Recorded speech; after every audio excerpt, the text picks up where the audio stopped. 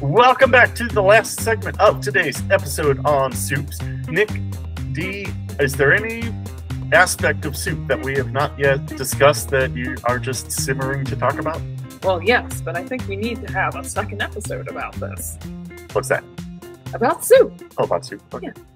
Yeah, actually, and this one is kind of involved in simmering. Like I said, restaurant I worked at would have a competition between bouillabaisse and Chiappino to see which one would be on the menu every year. Chiappino won pretty much every year, but it was usually pretty close. One of the cool things about, say, simmering, and when you talk about a seafood soup like that or a seafood stew, I had an actual Italian chef from Italy in eating, and he ordered the Chiappino, and then he proceeded to tell me after the meal for 10 minutes how it was cooked perfectly and describe every aspect of the dish that was in it, even though I had never told him any of the ingredients. I mean, he knew the flavors. He knew that they had cooked the mussels longer than the clams so that the clams weren't overcooked. He says it's obvious that they're adding the shellfish at a different time while they're saucing this so that it cooks properly and nothing's overdone. It's not a soup we talked about at all, really, but I mean, my mom loves Chiappino. Me and my brother routinely make it for her on Mother's Day and stuff. I mean, and it's a fun soup, and it's got all those aspects, but you've got to do it right with timing and everything. You can't just throw it all into a pot and present it out. Well, I mean, I would put that as an S tier soup also when it's properly made and you get all the good seafood in there. Yeah. I think next time I want to talk more about how to add good levels of flavors to a lot of vegetarian and vegan soups, because it has come to my attention. A friend of mine, she asked me to make her a vegetarian soup, and she's like, my soup always ends up tasting like baby food. Can you help me? And I think it's something that home cooks struggle with, the different layering of flavors and making sure you can get the most out of your vegetables and certain food, and doing correct layering so you don't lose the essence of the vegetable while you're making something that might not have cream in it or might not have chicken stock in it, but still come out with a very good end product that is what you were looking for initially. Vegan bechamel makes a good thickener. Cashews. I need to, oh yeah, there we go. We've gone a little long, so I do need to start wrapping this up. So let's get to our restaurant shout-outs. And I think this is actually the first restaurant here in Carson City that I'm going to shout out. So, all right, I'll do one at home first.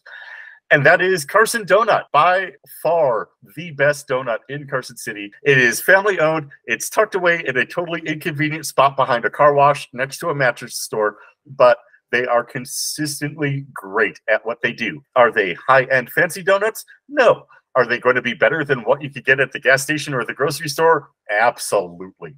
And the best part is they're located only a couple blocks away here from our Ooh Look production studio. AKA our apartment. Yeah. So, Nick, what restaurant would you like to share with us today? The restaurant I'm going to share with you today has actually been inspired by D. It is going to be Bar Kindred. Bar Kindred is a vegan bar. Awesome. All the ingredients and all the drinks are vegan. All of the food is vegan, and they do take care to cook properly to make good flavor balance and flavor levels and stuff. I'm not vegan. I'm not vegetarian. I've eaten there, and what I've had has just been fantastic. Place is great, and I recommend it all the time when I'm at the hood. Like, is there a good vegan place we can go? I'm like, go to Bar Kindred. They do breakfast, lunch, and dinner. Also, it's a heavy metal bar, like super heavy metal, so you're pretty much having breakfast to Slayer. Oh, nice. That's awesome. Okay, we're going to have to go there, Nick. Okay, we'll go there too. All right, bet. All right, I would like to shout out too. And the first is Mountain Market. Hi, Mountain Market. You guys are off of the 431 and you're serving up some good fresh fruits and vegetables to the local community. And I got to meet one of the workers, and I really appreciate it. That's in Reno that she's talking about. Yes, in Reno. And then I also would like to shout out the Coach Whip Cafe. If you happen to see the Coach Whip Cafe food truck on your rides up and down the 395, we're located in Colville, California. But if you see us anywhere on the Eastern Sierras, give us a shout out. Give us a hi. Come and eat our food. It's really good. Eat the gochujang chicken. Get the crispy chicken sandwich. You know you want it. Thai peanut bowl. And we also serve people who are vegan and vegetarian as well.